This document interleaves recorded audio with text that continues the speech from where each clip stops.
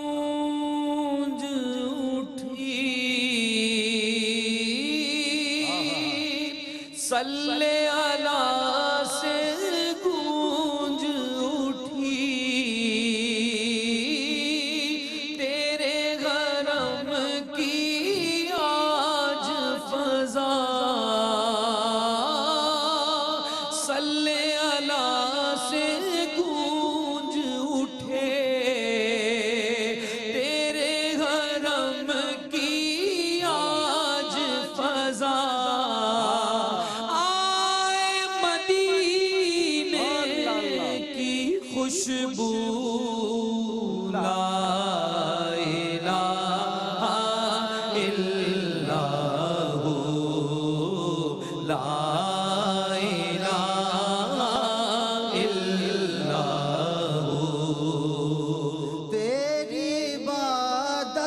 کیا کہنا، تیری حقیقت کیا کہنا، تیری عبادت کیا کہنا، تیری حقیقت کیا کہنا، ہو گئی دنیا قبلہ رو، لا الہ الا ہو۔ کیا بات ہے، بہت اچھے، بہت اچھے۔ اٹھ گئے آنکھوں سے پردے، کیا بات، راز کھلے سب جگہوں کے، مجھ سے اب کیا دور ہے تو، لا الہ الا ہو، لا الہ الا ہو، لا الہ بھائی واہ واہ، سبحان اللہ سبحان اللہ سبحان اللہ۔ روح پرور اور کیف آور انداز میں حمد رب جلیل پیش کی جا رہی تھی۔ دعا ہے کہ اللہ رب کریم حرمین طیبین کی رونق بحال فرما دے، چونکہ یہ وہ وقت ہے کہ جب سینکڑوں نہیں بلکہ ہزاروں فرزندان توحید جو ہے حرمین طیبین میں موجود ہوا کرتے ہیں ہر سال، لیکن اس سال جو ہے صورتحال بہت مختلف ہے۔ اللہ سے دعا ہے کہ اللہ تعالیٰ ان رونقوں کو بحال فرمائے۔ مفتی صاحب فرمائیے گا کہ کرونا وائرس کے سبب نمازی کو نماز کے حوالے سے اور اس کی ادائیگی کے حوالے سے کیا کیا احتیاطیں کرنی ضروری ہے؟ میں چاہتا ہوں اس کے حوالے سے کچھ رہنمائی فرمائیں۔ بسم اللہ الرحمن الرحیم۔ ایک تو مسجد ہے، ایک گھر میں نماز ادا کر رہے ہیں، جو مسجد میں ہیں تو زیادہ احتیاط کرنی چاہیے۔ جی چونکہ باہر سے بھی لوگ آتے ہیں کافی۔ جی ہاں بالکل، اچھی طریقے سے وضو کر کے جب جائیں تو ہو سکے تو کوئی اگر سینیٹائزر وغیرہ یوز کر لیں تو زیادہ بیسٹ ہے، اگر مسجد کی گیٹ پر رکھ دیا جائے۔ اس کے علاوہ پھر اپنا اگر مصلی لے کر جائیں گھر سے تو یہ اور زیادہ اچھا ہے۔ ویسے تو جیسے گورنمنٹ نے پابندی لگائی ہے کہ قالین یا کوئی اور چیز نہ بچھائیں، فرش پر ہونا چاہیے، لیکن اگر اپنا آپ لے جائیں گھر سے تو وہ بھی اچھا سیفٹی کے لحاظ سے بہت بہتر چیز ہے۔ اس کے علاوہ وہی کہ مصافحہ نہ کریں حتی الامکان، اور جیسے انسٹرکشنز دی گئی ہیں کہ آپ فاصلہ رکھ کے نماز کو ادا کریں، نماز ادا کریں، اور اس کے بعد تصوراتی اعتبار سے یا جیسے دور سے استلام ہوتا ہے نا، اب تو سلام استلام میں رہ گیا۔ ہاں سلام اور استلام، بس اسی پہ گزارا کر کے واپس آ جائیں، بہت بہتر ہے۔ اور پھر بہت اچھا ہے کہ اپنے گھر پہنچ کر بھی ذرا کم از کم 20 سیکنڈ تک ہاتھ دھو لیں یا سینیٹائزر یوز کر لیں، کیونکہ گیٹ پہ کبھی ہاتھ لگتا ہے کسی چیز پر تو یہ ایک ایسا بیکٹیریا ہے کہ کہیں پر بھی اگر یہ بیٹھا ہوگا تو ہاتھ پر منتقل ہو سکتا ہے۔ تو یہ تھوڑی سی احتیاطیں ہیں جو خاص نماز سے متعلق تو نہیں کہیں گے، دیگر ہے۔ اور گھر میں اگر نماز ادا کر رہے ہیں تو گھر کو کوشش کریں کہ اچھا کلین رکھیں، صاف ستھرا۔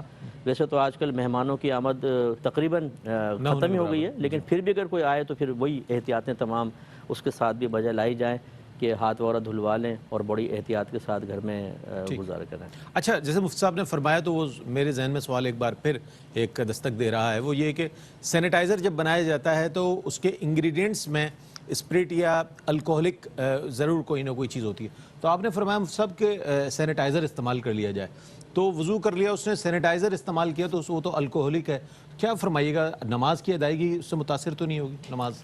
بلکہ اس میں کہا جاتا ہے 70% اس میں الکوہول ہو نا وہ یوز کیجئے۔ اچھا ہاں تو بہرحال اب چونکہ یہ الکوہول جو ہے ایک ایسی چیز ہے کہ براہ راست قرآن و حدیث میں اس کو منع نہیں کیا گیا تھا، اس کو فقہاء نے اپنے اجتہاد سے منع کیا تھا، اور یہ ایک قانون شرع کہہ لیں یا فقہاء کے مابین ایک مسلمہ اصول ہے کہ جب کوئی ایسی چیز جس کو وہ ذاتی رائے سے منع کریں اگر مسلمانوں میں بہت زیادہ عام ہو جائے تو وہ اپنے حکم کو واپس لے لیتے ہیں۔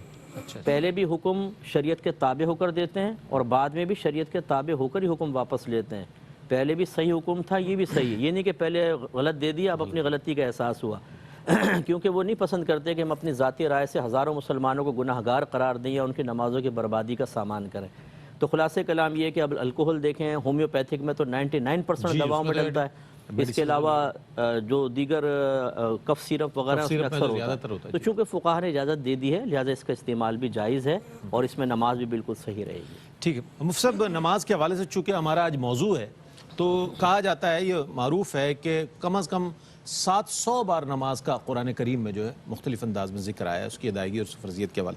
یہ فرمائیے گا کہ تاکید اور فرضیت کے حوالے سے جب ہم یہ دیکھتے ہیں، تکرار جب دیکھتے ہیں قرآن کریم میں نماز کے حوالے سے، تو اس کی بار بار حکم آنے سے اہمیت جو ظاہر ہو رہی ہے، میں چاہتا ہوں اس پر کچھ کلام فرمائیے. بسم اللہ الرحمن الرحیم. اللہم صلی علی سیدنا مولانا محمد مبارک وسلم. یقیناً نماز ایک ایسی عبادت ہے کہ جو اللہ رب العالمین نے نہ صرف یہ کہ ہمیں عطا فرمائی بلکہ اس کی بارہا تاکید بھی فرمائی ہے، اور اس کے لیے ایسا پروٹوکول اللہ نے قائم فرمایا تاکہ لوگوں کے دلوں میں اس کی اہمیت جاگزیں ہو کہ اس سے پہلے کئی چیزوں کو اللہ نے شرط یا فرض قرار دیا. یعنی ہماری شریعت نے کسی چیز کو شرط بنا دیا، کسی چیز کو فرض بنا دیا. مثال کے طور پر ابھی آپ جب نماز کا ارادہ کر رہے ہیں تو اس سے پہلے اپنی پاکیزگی کا جائزہ لینا بہت ضروری ہے. آپ خود طیب و طاہر ہیں نہیں ہیں، لباس آپ کا ٹھیک ہے یا نہیں، لباس ساتر ہو، لباس طاہر ہو اور ساتر ہو، چھپانے والا لباس ہو، پاکیزہ لباس ہو. جس جگہ آپ نماز پڑھ رہے ہیں اس جگہ کی پاکیزگی، اس کی اہمیت بتائی گئی ہے. جگہ صاف پاک مطلب پاک ہونی چاہیے. تو آپ اندازہ کریں کہ ہمارا بدن پاک ہو، جس جگہ پڑھ رہے ہیں وہ جگہ پاک ہو، جو لباس پہنا ہوا ہے وہ لباس پاک ہو. پھر قبلہ رخ ہونے کو لازم ہو، فرض اور ضروری قرار دے دیا، شرط قرار دے دیا. نیت آپ کی ہونی چاہیے اس نماز کے لیے، اس کو لازم قرار دے دیا گیا. تو آپ یعنی اس سے اندازہ ہوتا ہے کہ اللہ رب العالمین کی بارگاہ میں اس نماز کی کتنی اہمیت ہے کہ نماز کی فرضیت تو اپنی جگہ، خود اس کے لیے کئی چیزیں فرض ہیں. تو جس کے لیے کئی چیزیں فرض ہوں، خود اس کی اپنی فرضیت کا کیا کہنا. اور پھر اللہ رب العالمین نے اس کے لیے قرآن مجید میں بارہا ایک لفظ ذکر فرمایا. اقیمو ہے یا یقیمون یا مقیمین ہے، یہ جس کا معنی ہوتا ہے قائم کرنا. یعنی قرآن ہمیں بار بار نماز قائم کرنے کا درس دیتا ہے. تو اس سے بھی نماز کی اہمیت کا اندازہ ہوتا ہے کہ اللہ رب العالمین فرما رہا ہے کہ تم نماز کو قائم کرو. علماء فرماتے ہیں کہ قائم کرنے کا مطلب یہ ہوتا ہے کہ توفیت الشیء حقہ، یعنی کہ کسی چیز کا حق مکمل ادا کرنا، یہ اقامت الشیء کہلاتا ہے. یعنی اس چیز کو آپ نے قائم کر دیا. تو گویا اللہ رب العالمین جب یہ فرماتا ہے کہ نماز قائم کرو تو اس کا مطلب یہ ہے کہ اس کے تمام حقوق ادا کرو. پھر حقوق کے اندر دو قسمیں کی گئی ہیں، ظاہری اور باطنی. ظاہری حقوق تو پھر بھی لوگ عام طور پر ادا کر لیتے ہیں، طہارت ہو گئی، وضو، یا یہ جو ظاہری بتائے گئے ابھی لباس وغیرہ کی بات ہوئی. لیکن باطنی حقوق کی طرف لوگوں کی توجہ نہیں ہوتی. اچھا، اگر آپ اجازت مرحمت فرمائے تو باطنی حقوق بھی ضرور آپ سے ہم سنیں گے اور ناظرین تک پہنچائیں گے. ایک وقفہ ہے، وقفے کے بعد لوٹتے ہیں. مجھے امید ہے آپ کا ہمارا ساتھ رہے گا. ناظرین، آپ کا خیر مقدم ہے. نماز آج ہمارا موضوع ہے، اور قبلہ مفتی محمد اسماعیل حسین نورانی صاحب اس کی ظاہری اور باطنی جو کیفیات ہے اس پر کچھ کلام فرما رہے تھے. میں چاہتا ہوں مکمل فرما دیں. جی، تو نماز کی چونکہ اہمیت بہت زیادہ ہے تو اسی لیے اس کے لیے بار بار اس کو قائم کرنے کا ہمیں درس دیا گیا ہے. تو ہم کوشش یہی کریں کہ جب ہم یہ فریضہ ادا کریں تو اس کو صرف ادا نہ کریں بلکہ قائم کریں. اچھا، نماز ادا کرنا، نماز پڑھنا، نماز قائم کرنا، ان چیزوں کے حوالے سے، قائم کرنے کے حوالے سے کم لوگوں کے ذہن میں، پڑھنے اور ادا کرنے کے حوالے سے تصور میں چاہتا ہوں اس کو بھی تھوڑا سا عموماً پڑھی جاتی ہے، وضاحت. اور وہ پڑھنے کا مطلب ایک رسم ادا کی جاتی ہے. رہ گئی رسم اذاں، روح بلالی نہ رہی. تو وہ جو روح ہے اس کی، وہی اقامت الشیء ہے، وہی قائم کرنے کا سبب بنتی ہے. اسپرٹ ہونی چاہیے اس نماز کی، اور یہی اس نماز کی اہمیت ہے. اور ایک آخری بات یہ کہ عموماً علماء جس انداز سے بیان فرماتے ہیں کہ جتنی بھی عبادات ہیں یا احکام شرع ہیں وہ سب کے سب اللہ رب العالمین نے عموماً یعنی نازل فرمائے، اور نماز کے لیے اللہ نے اپنے حبیب کو بلا کر عطا فرمایا. تو اس سے اور اس کی اہمیت ہمیں نظر آتی ہے. یہ تو معراج کا تحفہ ہے نا. جی بالکل. تو جس میں بلا کر اللہ رب العالمین نے براہ راست اس کو عطا فرمایا ہے، تو اس سے اس کی اہمیت کا ہم اندازہ کر سکتے ہیں. اور جب سرکار دو عالم صلی اللہ علیہ وسلم کو معراج پر عطا کیا تو ہم بھی اپنی معراج کے لیے، یعنی قرب الہی کے لیے، قرب رسالت مآب کے لیے، حضور کی آنکھوں کی ٹھنڈک کے لیے اس کو اچھی طرح ادا کریں تاکہ ہمیں بھی قرب کی منزلیں نصیب ہو سکیں. سبحان اللہ، کیا کہنا ہے، سبحان اللہ. اچھا، ایک چیز اور بھی ہے کہ تاریخ یہ بتاتی ہے کہ دیگر امتوں پر بھی نماز جو ہے وہ فرض کی گئی تھی. تو کیا اس حوالے سے بھی اہمیت بہت زیادہ سامنے آ جاتی ہے؟ سر فرمائیے گا. میں چاہتا ہوں نماز کی جو اہمیت ہے اس بات سے بھی بہت زیادہ ظاہر ہو جاتی ہے کہ گزشتہ امتوں پر بھی فرض کی گئی مختلف ادوار میں. کیا فرماتے ہیں اس بارے میں؟ بسم اللہ الرحمن الرحیم. جی ہاں، مختلف امتوں پر. اور پھر یہ کہ اللہ رب العزت نے جب بھی اپنا پیغام بھیجا تو ساتھ ساتھ جن کو پیغام بھیجا گیا ان کو تسلیم کرنے کے بعد اس کی سند کی صورت میں نماز کے لیے کہا گیا. نماز کی فرضیت اس بات کی دلیل ہے، جنہیں امام الانبیاء کہتے ہیں صلی اللہ علیہ وآلہ وسلم. حضرت ابراہیم علیہ السلام، ہزاروں ان کی اولاد میں انبیاء ہوئے، उन्होंने भी जब अपने अकरबा को, अज़ा को, बीवी को, बेटे को, बच्चे को छोड़ा तो जो दुआ मांगी उसमें भी इब्तिदा यही है ताकि ये नमाज़ पढ़ें और फिर दुआ मांगी, पहले रूहानी दुआ और फिर जिस्मी या जिस्मानी के यहाँ फल हों और ये सैराब हों, सरसब्ज़ और शादाब हों। इसी तरह हज़रत मूसा अलैहिस्सलाम नमाज ही तो उस वक्त पढ़ रहे थे कि जब फ़िरौन को पता चला, वो आया और आकर उसने पूछा। तो इससे अंदाज़ा ये हुआ कि हर नबी के साथ वजह उसकी क्या है, वजह ये कि ये सलात का फ़ारसी तर्जुमा हम समझ लें और उसका लुग़वी मतलब भी देख लें तो ख़ुद ब खुद हमें महसूस होगा कि इसका मकाम और मर्तबा क्या है। इसलिए कि नमाज का लुग़वी मतलब है फ़िक्र और न्याज़मंदी। क्या बात। अब दोनों चीज़ें हो गई इसमें, एक फ़िक्र का अंसर आ गया और फिर न्याज़मंदी। बिल्कुल। आगे ये भी है कि सिपास गुजारी, ये क्या भी बात। कहा गया है कि नमाज न्याज है, नियाज है, सुभान यानी न्याज़मंदी। वाह वाह। और जिस तरह अभी फरमाया मुफ्ती साहब ने कि ये मेराज का तोहफ़ा, तो उसके लिए भी बहुत उम्दगी से कहा गया है जी जी। कि हुजूर वहाँ तशरीफ़ ले गए तो उनका मकाम तो वही था, क़ाब कौसैन भी और सिदरतुल मुंतहा भी। वहाँ जब ये अतिया उन्हें और ये इनाम उन्हें और ये तोहफ़ा उन्हें अता फरमाया अल्लाह रब्बुल इज़्ज़त ने, तो ये उनकी महराज वो है।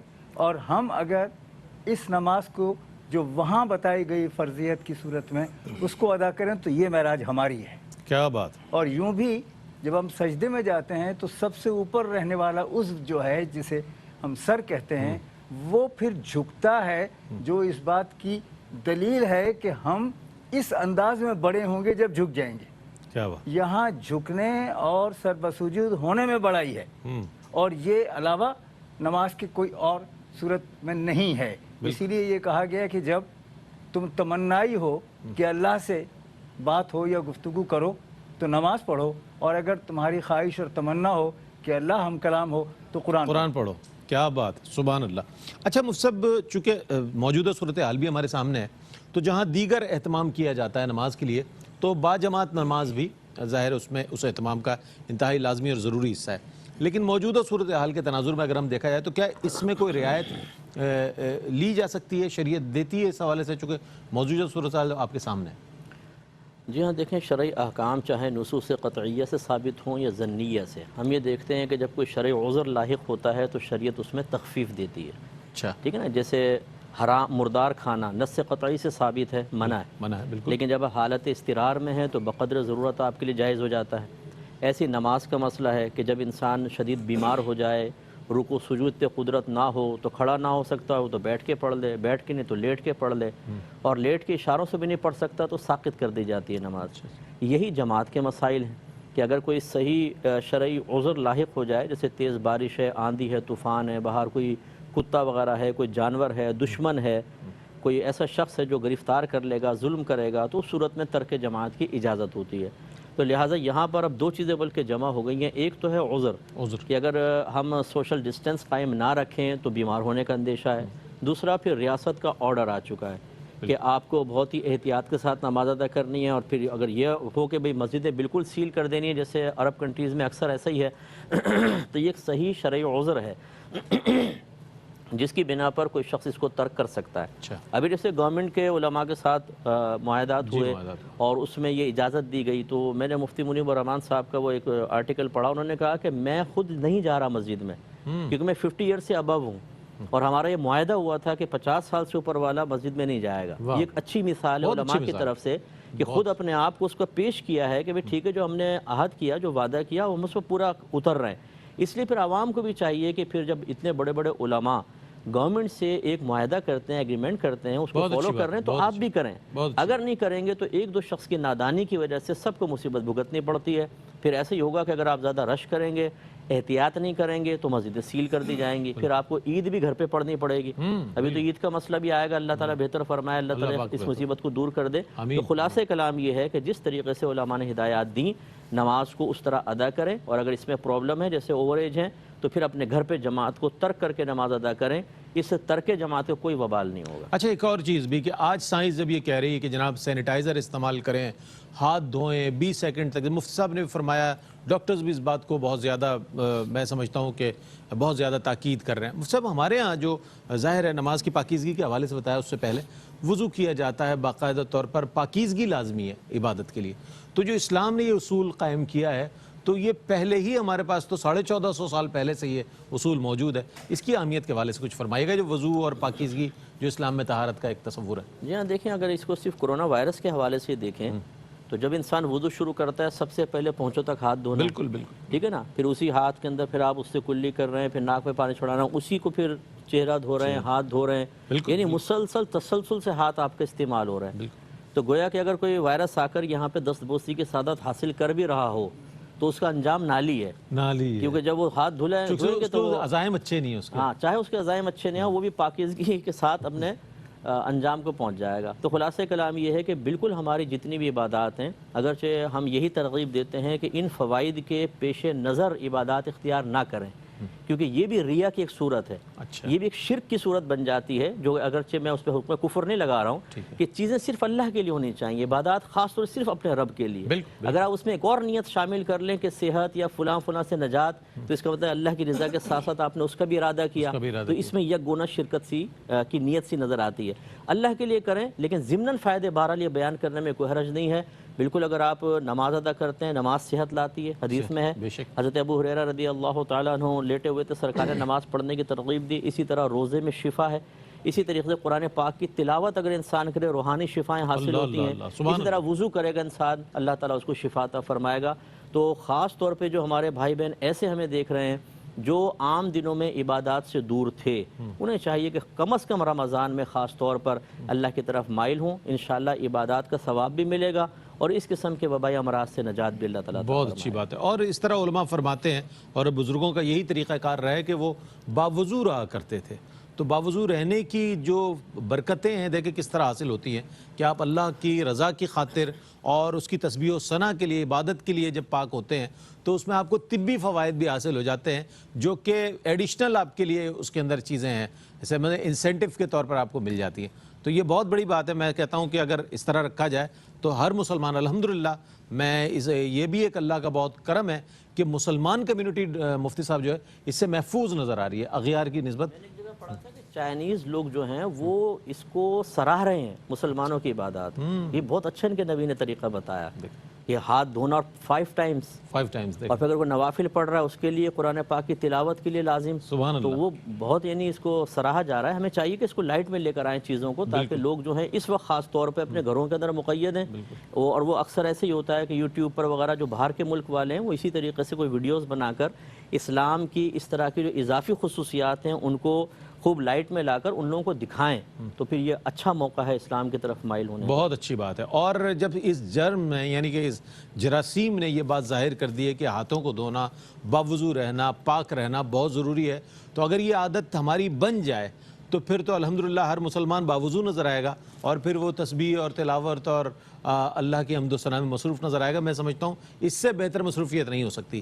شامل کر رہے ہیں نعت رسول مقبول صلی اللہ علیہ وآلہ وسلم، سرکار علیہ السلام کا ارشاد گرامی ہے کہ جو شخص 10 بار صبح اور 10 بار شام مجھ پر ہدیہ درود پیش کرے انشاءاللہ شفاعت کا مستحق ہوگا بروز حشر۔ تو آئیے درود شریف پڑھتے ہیں اور نعت سنتے ہیں۔ اللہم صلی علی سیدنا و مولانا محمد وعلی آل سیدنا و مولانا محمد وبارک وسلم وصلو علیہ۔ بسم اللہ۔ اس وقت پوری امت مسلمہ کے لب پر یہی بات ہے جو کیفیت ثنا خانوں نے بیان کی کہ یا رسول اللہ صلی اللہ علیہ وآلہ وسلم، یا رسول اللہ انظر حالنا، یا حبیب اللہ اسمع قالنا، اننی فی بحر ہم مغرق خذ یدی ساحل لنا اشکالنا۔ آج موضوع جو ہے ہمارا نماز ہے، اس حوالے سے میں یہ جاننا چاہوں گا مفتی صاحب فرمائیے گا کہ نماز کی اصل روح اور مقصد کیا ہے، میں چاہتا ہوں اس پر کچھ تبصرہ فرمائیے گا۔ بسم اللہ الرحمن الرحیم۔ بنیادی جو مقصد ہے نماز کا وہ ذکر اللہ ہے، اللہ کی یاد ہے۔ اللہ اللہ اللہ۔ قرآن مجید نے خود فرمایا، حضرت موسیٰ علیہ السلام سے خطاب ہے اس آیت میں، اللہ فرماتا ہے اقیم الصلاۃ لذکری، نماز قائم کیجئے میرے ذکر کے لیے۔ میرے ذکر۔ تو چاہے جتنے فلسفے بیان کیے جائیں لوٹ پھر کر بات اسی مرکزی نقطے پر آنی ہے اور آنی چاہیے، کیونکہ ظاہر ہے مرکزی ذات ہی اللہ رب العالمین کی ہے، اسی کا ذکر ہی اصل چیز ہے۔ تو نماز ہمیں عطا ہی اس لیے کی گئی ہے کہ ہمیں اللہ کی یاد کا ایک سسٹم اور ایک نسخہ اور ایک طریقہ کار ہماری زندگی میں ڈیولپ ہو جائے اور قائم ہو جائے، یعنی ہم بے شک نماز سے فارغ ہو جائیں مگر جو اللہ کی یاد کا جو طریقہ کار اور جو روٹ یا راستہ بن چکا وہ جدا نہ ہو ہم سے۔ جیسے قرآن فرماتا ہے نا کہ تجارتیں بھی انہیں غافل نہیں کرتی اللہ کے ذکر سے، رجال لا تلہیہم تجارت ولا بیع عن ذکر اللہ، کہ ایسے بھی اللہ کے نیک بندے ہیں کہ جنہیں ان کی تجارت اللہ کے ذکر سے غافل نہیں کرتی۔ یہ ذکر اللہ ان کے اندر پیوست ہو گیا، راسخ ہو گیا، اور یہی نماز کا اصل مقصد ہے۔ گویا کہ نماز ہمیں صرف یہ ظاہری جسم کو فولی وجہ کا شطر المسجد الحرام صرف ظاہری طور پہ نہ کرے کہ ہمارا بس جسم جو ہے وہ قبلے کی طرف ہو گیا اور اس کے بعد ہماری زندگی کا رخ جو ہے وہ شریعت کی طرف نہ ہو، بلکہ جس طرح ہم نماز میں 5 مرتبہ اور دیگر نوافل وغیرہ جس کا بھی ذکر ہوا، تو جس طرح بار بار اس میں ہم فولی وجہ کا کہ اپنے آپ کو قبلہ رخ کرو، جس طرح اس پر عمل کر رہے ہیں، تو یہ نماز گویا ہمیں اس روح کی طرف لانا چاہتی ہے کہ ہم پھر اپنی نجی زندگی میں بھی، اپنی پرائیویٹ زندگی میں بھی، اجتماعی سوشل زندگی میں بھی، ہر جگہ اپنا رخ قبلے کی طرف رکھیں، صاحب یعنی رب کعبہ کی طرف رکھیں۔ فَلْيَعْبُدُوا رَبَّ هَذَا الْبَيْتِ، دیکھیں فَلْيَعْبُدُوا هَذَا الْبَيْتِ نہیں فرمایا عبادت کرو اس گھر کی، بلکہ رب هَذَا الْبَيْتِ، اس گھر کے رب کی۔ تو اس ڈائریکشن سے بھی ہمیں ڈائریکشن یہ تصور نہ رہے کہ کعبے کی عبادت کر رہے ہیں، اس رب کی عبادت کر رہے ہیں کہ جس نے علماء یہی بالکل فرماتے آئے کہ اصل میں وہ قبلہ بھی ایک سمت ہی ہے۔ آج وہاں بظاہر عبادت نہیں ہو رہی، بظاہر وہاں پر خالی ہے، لیکن آپ دیکھیں کہ ساری دنیا نماز ادا کر رہی ہے اسی قبلے ہی کی طرف، پہلے بھی اور اب بھی۔ تو اس کا مطلب یہ ہے کہ نماز وہاں ہو تو ہم نماز پڑھیں گے، ایسا نہیں ہے، نماز مسلسل جاری ہے دنیا میں۔ تو یہ سمت بتانے کے لیے ہے، لہٰذا رب کے ساتھ تعلق استوار ہو، اللہ کا ذکر ہماری زندگی میں شامل ہو جائے، ہمارے معمولات میں، اعمال میں اور ہماری روزمرہ کی زندگی میں۔ نماز ہمیں بار بار انڈیکیٹ کرے، اشارہ کرے کہ تمہیں دیکھو پھر اللہ کے حضور جواب دینا ہے، پھر اس کی بارگاہ میں آنا ہے، یعنی ایک جواب دہی کا تصور اگر آ جائے، یہ روح اور اس کی روحانیت ہو جائے گی۔ ایک محض بس آئے کھڑے ہوئے نماز پڑھی سلام پھر اور چلے گئے، یہ نہ، ایک حاضری کا انداز ہو کہ مجھے حاضری نماز نہ پڑھے، بالکل حاضری ہو عبادت سمجھ کے اور جواب دہی کا تصور آ جائے کہ میں نے پھر ان 2 نمازوں کے درمیان کس کے ساتھ کیا الٹا سیدھا کیا ہے، پھر جواب دینا ہے، پھر بار بار جانا ہے۔ تو اس طرح آدمی اپنی بہتری کرتا ہے۔ یہ جواب دہی کا تصور ہے نا، یہ خشیت الہی کے بغیر آ نہیں سکتا، کہ جب خشیت الہی کسی بندہ مومن کے دل میں ہوگی تب اس کے ذہن میں، اس کے دل میں خیال ضرور رہے گا کہ اس رب کے آگے مجھے جواب دینا ہے اپنے تمام اعمال و افعال کا۔ ایک وقفہ لے رہے ہیں، وقفے کے بعد حاضر ہوتے ہیں انشاءاللہ، موضوع کو کنٹینیو ہمارے ساتھ رہیے گا۔ ناظرین آپ کا خیر مقدم ہے۔ ان الصلاۃ تنہی عن الفحشاء والمنکر، بے شک نماز بے حیائی اور برے کاموں سے روکتی ہے۔ یہ قرآن کریم کی آیہ مبارکہ ہے۔ میں سر سے یہ پوچھنا چاہوں گا، سر نماز انسان کو کس طرح با کردار بناتی ہے؟ اس کے کردار کی تطہیر میں، تعمیر میں، تشکیل میں کیا کردار ادا کرتی ہے؟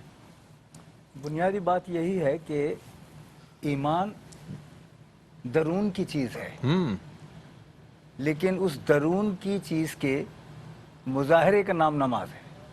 کیا بات! جو ایمان آپ لائے ہیں اس ایمان کا اظہار کس طرح ہو رہا ہے، جو اس کے احکام ہیں ان پر عمل درآمد کرنا بھی ساتھ ساتھ، لیکن یہ جو مسلسل نماز کی ادائی ہے، یہ ادائی بجائے خود اس بات کی دلیل ہے کہ وہ شخص جس نے اللہ پر ایمان کا اندر سے اعلان کیا ہے وہ باہر سے مظاہرہ کر رہا ہے۔ کیا بات! دوسری بات یہ ہے کہ وہی سر تسلیم خم کرنے والی بات جو آپ نے پہلے فرمائی تھی۔ جہاں واہ، یہ بھی ہے نہیں، بالکل آپ نے صحیح فرمایا۔ ایک تو یہی بات، دوسری بات یہ ہے کہ نماز جو ہے وہ ایک فلسفے کا نام ہے، اور وہ اس لیے کہ نماز کا مطلب مقررہ اوقات میں فرائض کی یا سنتوں کی یا نفلوں کی ادائی ہی نہیں ہے، بلکہ جب وہ کھڑا ہوتا ہے نماز کے لیے تو سلام پھیرنے تک تو وہ نیاز کی صورت میں ہوتا ہے، لیکن سلام پھیرنے کے بعد پھر ایک اظہار کا مرحلہ آتا ہے کہ اس نے اللہ کے حضور سجدہ کیا ہے، تو پھر شرم بھی اس کی ہے، حیا بھی اس کی ہے, ایمان بھی اس کا ہے, عدل بھی اس کا ہے, برابر کا تولنا بھی اس کا ہے, صحیح نظر سے دیکھنا اس کا ہے, صحیح جگہ قدم بڑھانا اس کا ہے, صحیح جگہ ہاتھ اٹھانا اس کا ہے, تو سننا بھی صحیح بات, اور ہر چیز کا جو اللہ رب العزت نے انعام کی صورت میں آپ کو دیا ہے اس کا مظاہرہ, اس کا اظہار تابع رہ کر, یہ ہے اعلان نماز کے فلسفے کا. اور اسی لیے حضرت نے جس طرح فرمایا, ظاہر ہے کہ حکم کا درجہ ہے کہ یہ طہارت والا معاملہ بھی, اور آپ نے ایک اشارہ بھی اس میں فرمایا. جی حضرت ابو ہریرہ رضی اللہ تعالیٰ عنہ کی سے مروی ہے کہ حضور نے ایک مرتبہ یہ فرمایا کہ جو شخص 5 مرتبہ بہتے دریا میں اپنے آپ کو غسل دے تو کیا اس کے جسم پہ کوئی ناپاکی یا خرابی رہ جائے گی؟ تو سب نے کہا کہ نہیں. تو آپ نے فرمایا کہ یہی دریا 5 مرتبہ تمہارے سامنے ہے, جب تم اس سے گزرتے ہو تو مطہر ہو جاتے ہو, یعنی اندر سے بھی طہارت آ جاتی ہے, باہر کی طہارت تو الگ ہے. تو باہر کی طہارت نماز کی ادائی کے لیے ضروری ہے, لیکن نماز کی ادائی کے بعد جو اندر کی طہارت ہے اس کا مظاہرہ بہت ضروری ہے, تب جا کے نماز کے فلسفے پر عمل درآمد ہونے کی کیفیت میں انسان یا نمازی آتا ہے. کیا کہہ رہے ہیں, یعنی نماز انسان کو ظاہر و باطن کو جو ہے انسان کے پاک کر دیتی ہے, اور اس کے اعمال و افعال پر بھی اس کے اثرات نظر آتے ہیں. مفتی اسماعیل نورانی صاحب نے جب جواب دیا تو تب سے میری ایک اضطراری کیفیت ہے, ایک سوال اس سے کشید ہوا آپ کے جواب سے.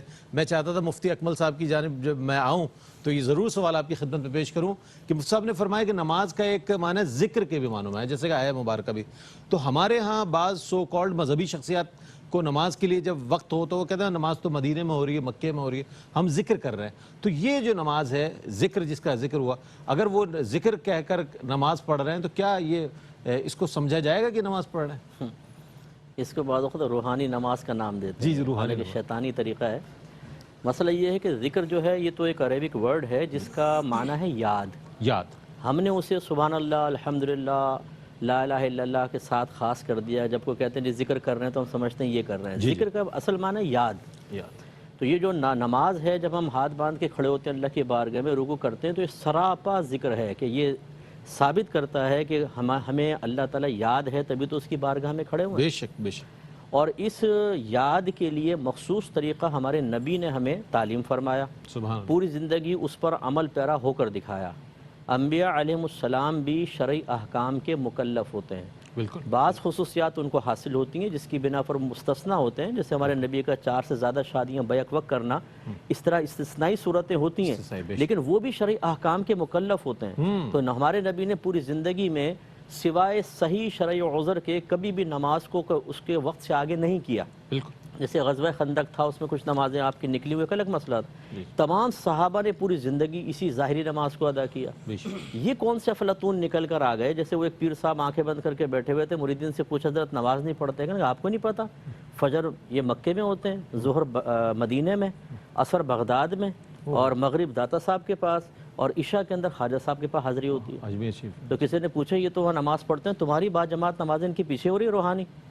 تو یہ یعنی مرید بھی غائب, پھر چلو وہ تو روحانی نماز پڑھ رہا ہے, تم کیا کر رہے ہو. خلاصہ کلام یہ ہے کہ جب اس قسم کے لوگ اس طرح مطلب مسندوں پر بیٹھ جاتے ہیں, یا اس طرح الٹی سیدھی اپنی خود ساختہ تعلیم بیان کرتے ہیں جس کی روشنی میں معاذ اللہ نہ کوئی نبی ان کے فتوے سے بچتا ہے, نہ کوئی صحابی بچتا ہے.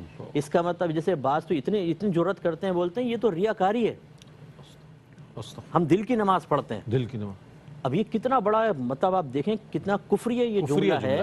کیا نبی کریم صلی اللہ علیہ وسلم یا صحابہ کرام ساری زندگی معاذ اللہ یہ کرتے رہے تھے؟ تم نئے آئے ہو تشریح کرنے کے لیے.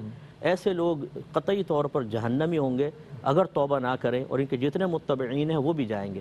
تو اس طریقے سے بالکل آپ نے جیسے فرمایا بالکل غلط ہے.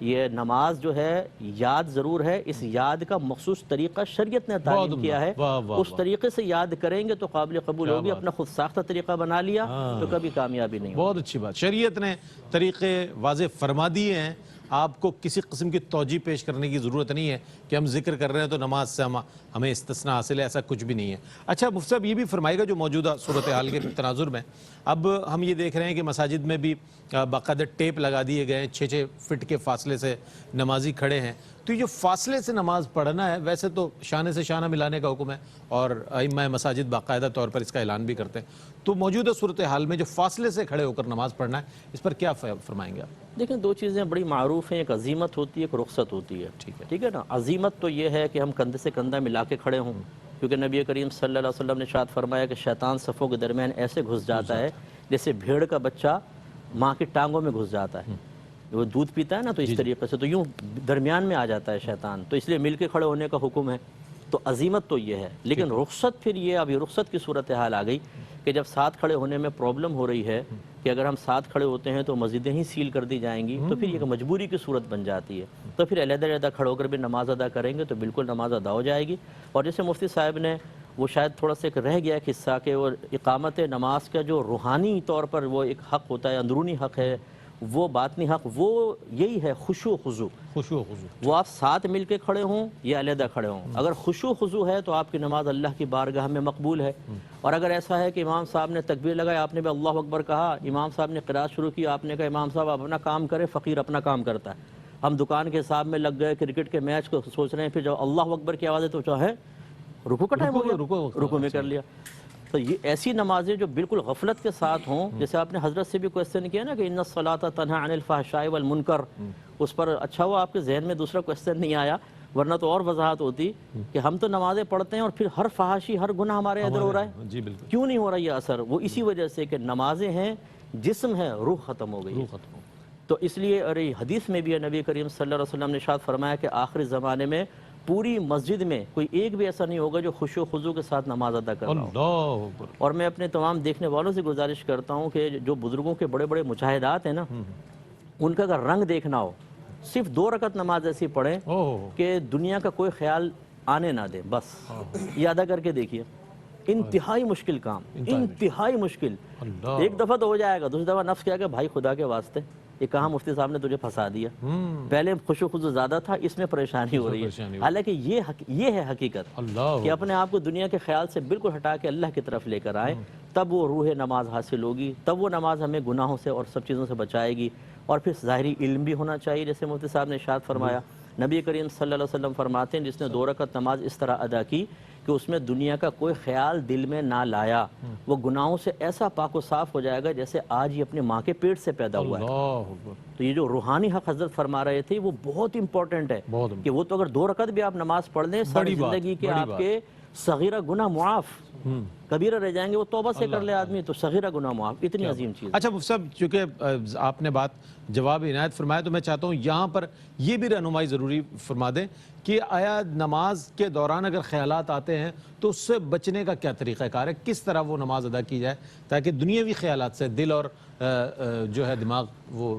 دیکھیں پہلی بات تو یہ کنفرم ہے کہ کوئی بھی ان خیالات سے محفوظ نہیں ہے، نہیں بالکل۔ اکابرین ہوتے ہیں تو پاکیزہ خیالات آئیں گے ان کو، یا وہ لاتے ہیں جان بوجھ کر، باقی کوئی بھی اس سے محفوظ نہیں ہے۔ تو بعض تو یہ سمجھتے ہیں کہ یار خیالات بہت زیادہ آتے ہیں، میری تو نماز بیکار ہے، میں کیا کروں؟ بھائی اس سے کوئی محفوظ نہیں ہے، ہونا یہ چاہیے جیسے خیال آیا آپ اس کو جھٹکیں۔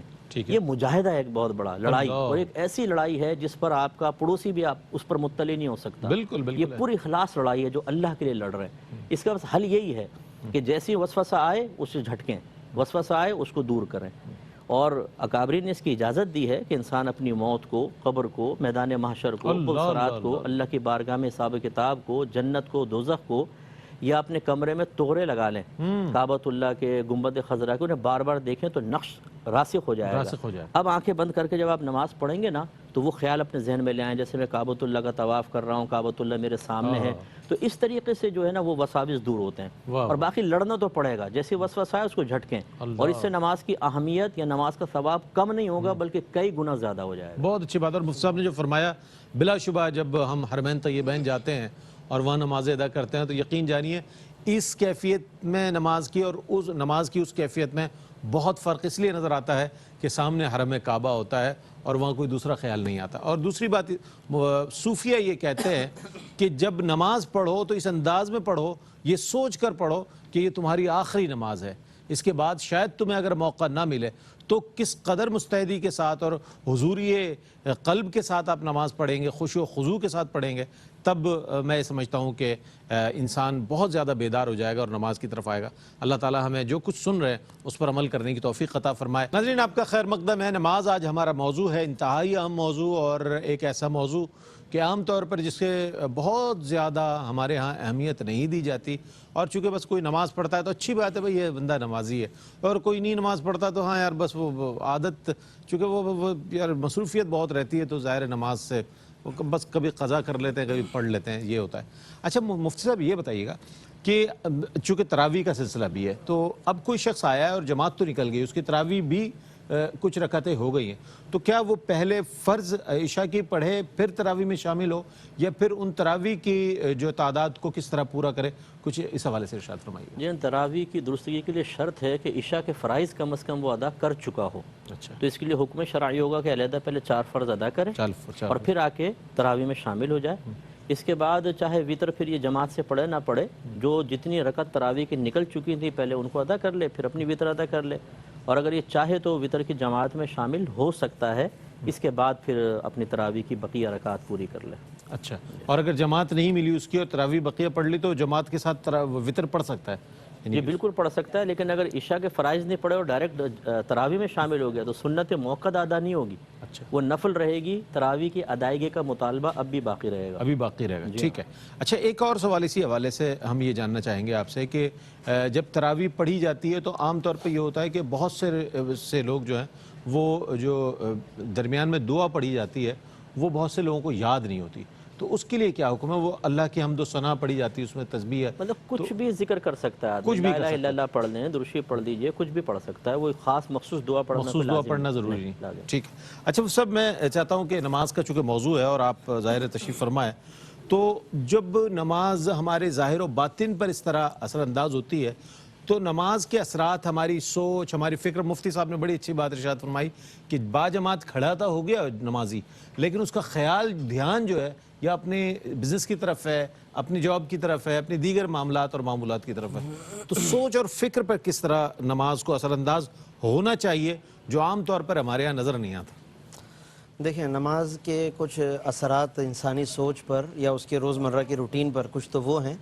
جو ظاہری اعتبار سے ہیں، اور کچھ ایسے اثرات ہیں جو اس کے باطنی اعتبار سے ہیں اور ہونے چاہیے۔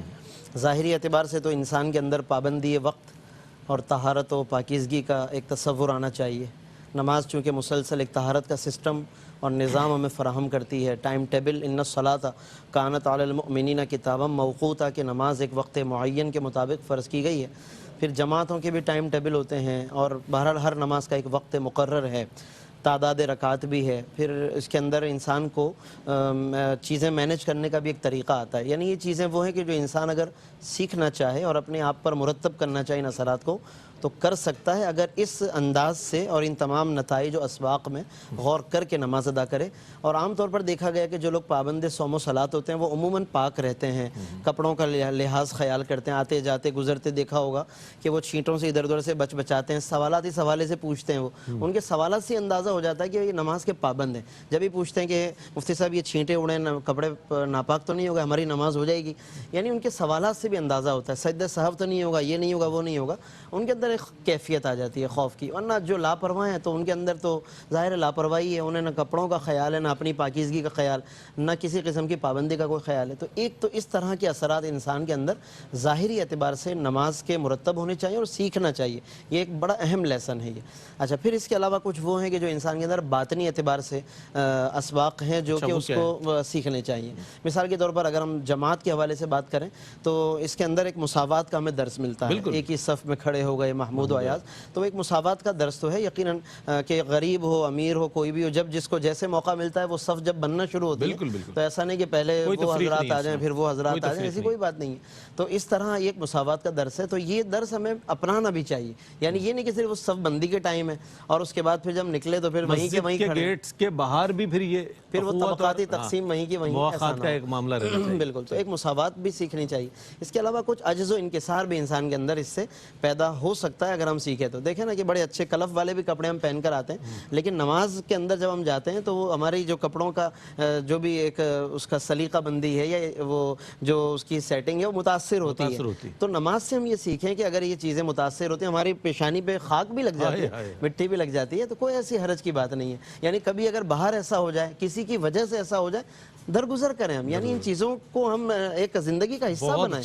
تو نماز سے یہ چیزیں بھی ہمیں. اچھا, ایک اور مزید بات یہ کہ نماز کے ذریعے انسان کی سوچ پر کچھ سیکھنے کا بھی جذبہ پیدا ہو سکتا ہے اگر ہم سیکھیں, کیونکہ نماز کے اندر ورائٹی اتنی ہے, انواع و اقسام اتنی ہے نماز کی, شرعی احکام کی, اور اتنے مطلب شرعی مسائل. ایک فقہ الصلاۃ مکمل ایک مستقل ہے کہ جس کو مطلب یہ کہ آدمی جت قدر سیکھے اس کو اس کے اندر گہرائی نظر آتی جائے گی. پھر انواع و اقسام دیکھ رہے ہیں, نماز جنازہ الگ ہے, سفر میں چلا جائے تو قصر الگ ہے, عیدین الگ ہے, جمعے کے مسائل الگ ہے, رمضان آ جاتا ہے تو تراویح کی کتنی بحثیں چھڑ جاتی ہیں, انفرادی الگ ہے, قضاء عمری کے مسائل الگ ہیں. تو اگر باقاعدہ انسان پابند ہو تو اس کے ذہن کے اندر کچھ سیکھنے کا بھی جذبہ ہوگا نا, سوالات پیدا ہوں گے, غلطیاں کرے گا پھر سیکھے گا. تو یہ تمام چیزیں ہیں. تو گویا نماز ہر طرح سے انسان کی سوچ پر اثر مرتب کرتی ہے, کچھ علم کے حوالے سے, کچھ عمل کے حوالے سے, اخلاقی حوالے سے, سماجی حوالے سے, انفرادی زندگی کے حوالے سے. تو بشرطے کہ ہم اس نقطۂ نظر سے اس کو ادا کریں تو ایک بہت زبردست پیکیج ہے ہمارے لیے. کاش کہ ہم اس حوالے سے بہت اچھی بات آپ نے ارشاد فرمائی. عام طور پر یہ پوچھا جاتا ہے نماز آتی ہے جی, کتنی نمازیں؟ 5 نمازیں. فجر میں کتنی, ظہر میں کتنی, عصر میں کتنی, مغرب میں. اگر کسی نے ان سوالات کے جوابات دے دیے تو سمجھا جاتا ہے اسے پوری نماز آتی ہے. حالانکہ نمازوں کی جو تفصیلات مفتی صاحب فرما رہے ہیں اور مفتی صاحبان جب ارشاد فرماتے تو اندازہ یہ ہوتا ہے کہ یہ پورا ایک سبجیکٹ ہے جسے دیکھنا چاہیے بغور, چونکہ ہم مسلمان ہیں ظاہر ہے, اور اس لحاظ سے ہمیں اس حوالے سے آگہی بہت ضروری ہے. اچھا, نماز کے سر یہ فرمائیے گا کہ اخروی فضائل اور فوائد جو ہیں, میں چاہتا ہوں اس پر بھی کچھ کلام فرمائیے. اخروی فضائل اور فوائد کیا ہیں؟ جتنے فضائل اور برکات کا اظہار اس وقت ہوا, اصل میں وہ تو یہاں ایک تیاری کی صورت میں ہے, انعام اس کا تو آخرت میں ہی ہے.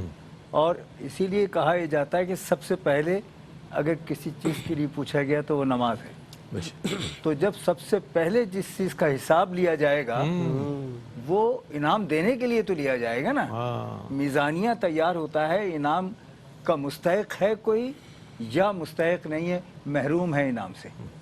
ان دونوں چیزوں کا فیصلہ جس دن ہو رہا ہے اس دن کی تیاری ہی تو یہ ہے. بالکل. اور اس دن سب سے پہلے اس کا حساب ہے تو اس وقت آپ کو اندازہ ہوگا ہمیں کہ ہم نے جو وہاں کیا تھا.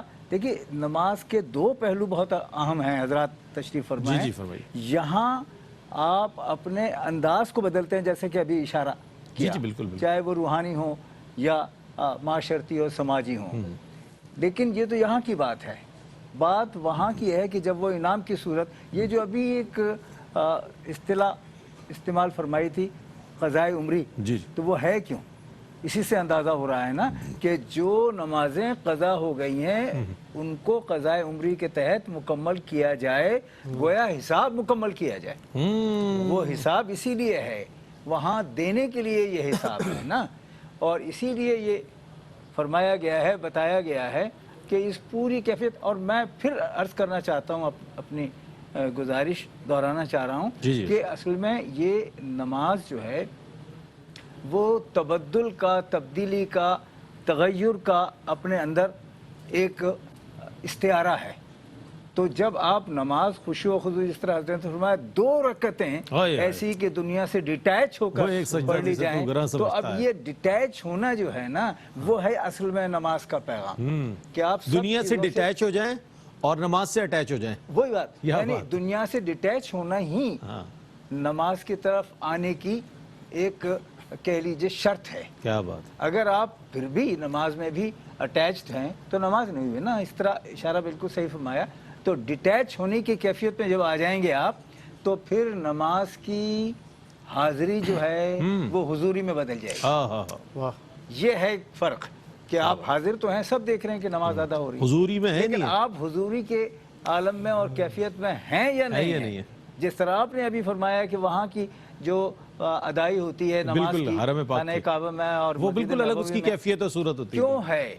اس لیے کہ ایک تحریک ہے, ایک कैफियत आपकी पुष्ट पर है। और वो environment भी, जो- जैसे मुफ्ती साहब ने वो फरमाया था, तहरीक- environment होना चाहिए। देखिए वो तो- जी, तहरीक ही में, तहरीक। पूरी तहरीक में कैफियत में वो चीज़ आ जाती है कि आपके सामने क्या चीज़ है और अब आप उसका हिस्सा हैं। जब उसका हिस्सा हैं तो आपका डिटैचमेंट दुनिया से खुद ब खुद हो रहा है, अटैचमेंट उससे हो रहा है कि जहाँ अल्लाह के हुजूर आप हाजिर हैं। बहुत अच्छी बात। अच्छा, मुफ्ती साहब ने फरमाया और आया मुबारक भी कुरान करीम की इरशाद फरमाई कि नमाज जो है वो मुकर्रर औकात में फ़र्ज़ की गई।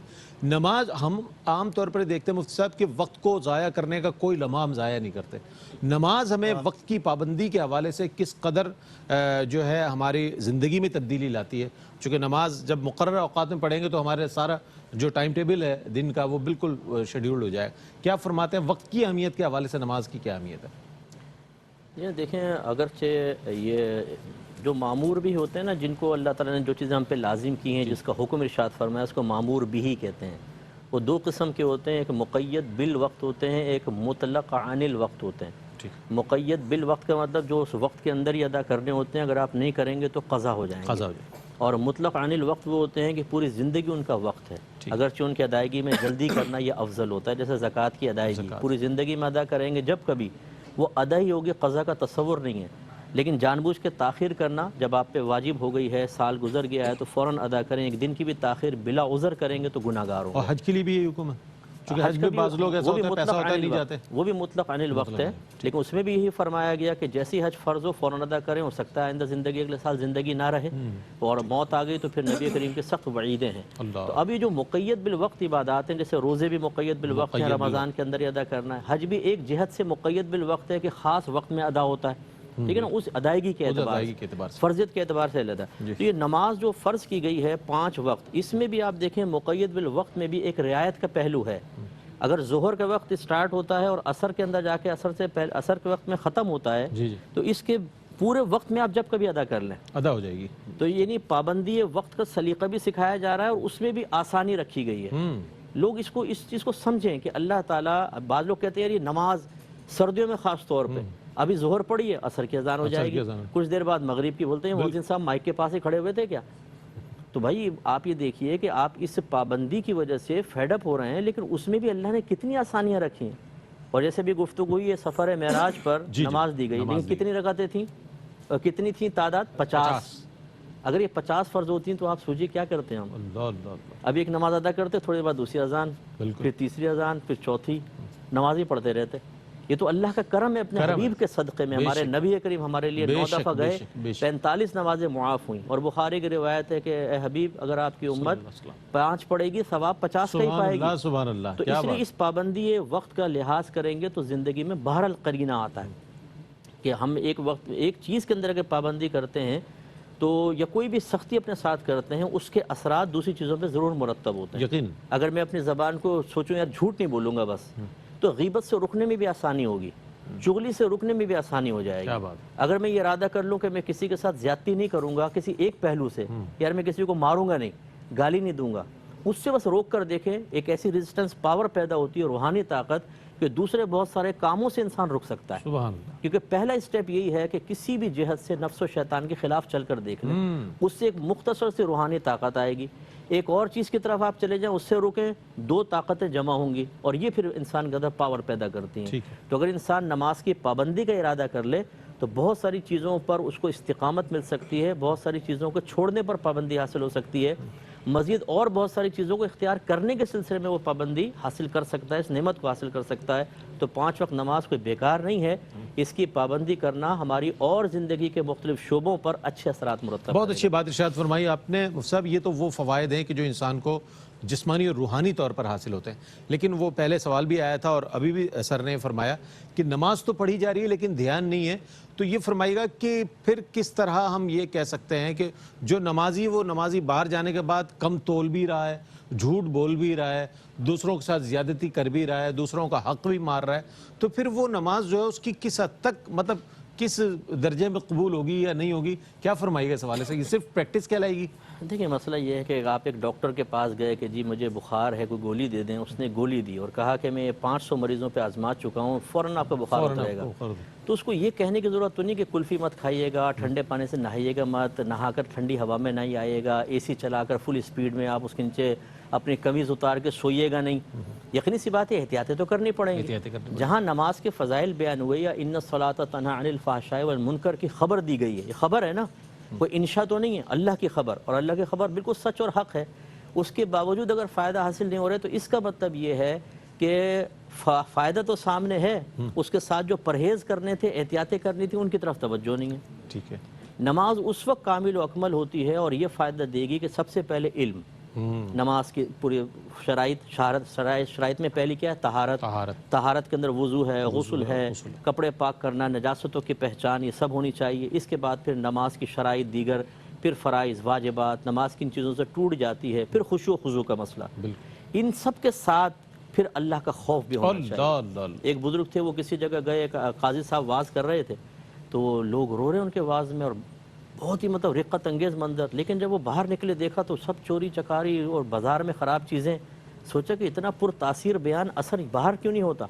تو ایک دفعہ وہ واز کر رہے تھے، وہ اس کے گھر چلے گئے یہ بزرگ.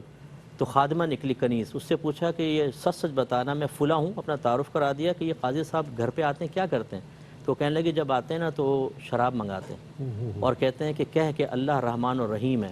میں کہتی ہوں اللہ رحمان رحیم ہے تو پیک بھر کے پی لیتے ہیں. فرمایا جب آج وہ یہ کہیں نا تو جواب میں کہنا وہ رحمان رحیم ہے لیکن قہار و جبار بھی ہے. ان کا ٹھیک ہے. وہ آیا، جب اس نے پینے لگا تو اس نے جملہ کہا، وہ جام ہاتھ سے گر گیا. تجھے کس نے بتایا؟ کیا کہ فلاں بزرگ نے. اسی دن توبہ کی. اگلے دن جب واز کیا تو وہ حضرت کہتے ہیں کہ لوگ جب باہر نکلے تو گناہ ختم، بہت سارے لوگ بچ گئے. اصل چیز کیا ہے کہ ہم اللہ کی رحمانیت کا یقین ہے. ٹوٹی پھوٹی نماز پڑھ کے اللہ تعالیٰ قبول فرمائے گا. لیکن اگر میں ٹیبل بناتا ہوں نا تو یہ نہیں کہوں گا گاہک قبول کرے گا، اسے میں بالکل سنواروں گا. اگر مجھے یقین ہے بے توجہ سے بناؤں گا تو اس کے مجھے ملیں گے 500 روپے، توجہ سے کروں گا تو 5 لاکھ ملیں گے. تو میں 10 لاکھ کا کام کروں گا تاکہ 5 لاکھ تو کنفرم ہو. بس یہ بڑا مسئلہ ہے کہ ہم نماز کو صرف سر سے بوجھ سمجھ کے اتارتے ہیں، اس کے لوازمات پورے نہیں کرتے تو اس کے اثرات کیسے حاصل ہوں گے؟ کیا بات ہے، کیا بات. بس یہ ذہن بنا لیں کہ میں اچھی نماز ادا کروں گا، یہ ایک چیک ہے، چیک جس کو میدان معاشر میں جا کر میں کیش کراؤں گا. جس حضرت نے فرمایا نا اخروی بڑے فائدے ہیں اس کے. اللہ کی بارگاہ میں جب ہم نماز کو کامل لے کر جائیں گے، جتنی کامل ہوگی اتنے درجے بلند ہوں گے.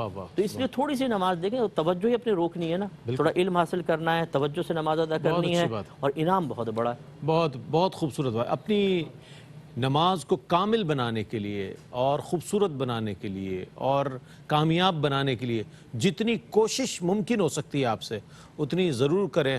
اور حضرت شقیق بلخی رحمۃ اللہ علیہ جہاں دیگر چیزوں کے حوالے سے فرماتے ہیں، وہ فرماتے ہیں کہ اتنی اللہ کی عبادت کرو جتنی اللہ نے تمہیں طاقت دی ہے، جتنی صلاحیت دی ہے. اب انسان خود اپنے اوپر غور کر لے کہ اللہ نے کتنی اسے صلاحیت دی ہے اور کتنی طاقت دی ہے اور ہم کتنی عبادت کر رہے ہیں، تو ہمیں اندازہ ہو جائے گا کہ عبادت کی طرف ہمارے رجحانات کتنے کام ہیں. ایک وقفہ ہے، وقفے کے بعد لوٹیں گے تو ثناخواں حضرات بارگاہ ختمی مرتبت صلی اللہ علیہ وآلہ وسلم میں اپنی عقیدتیں نظر کریں گے. ہمارے ساتھ رہیے گا.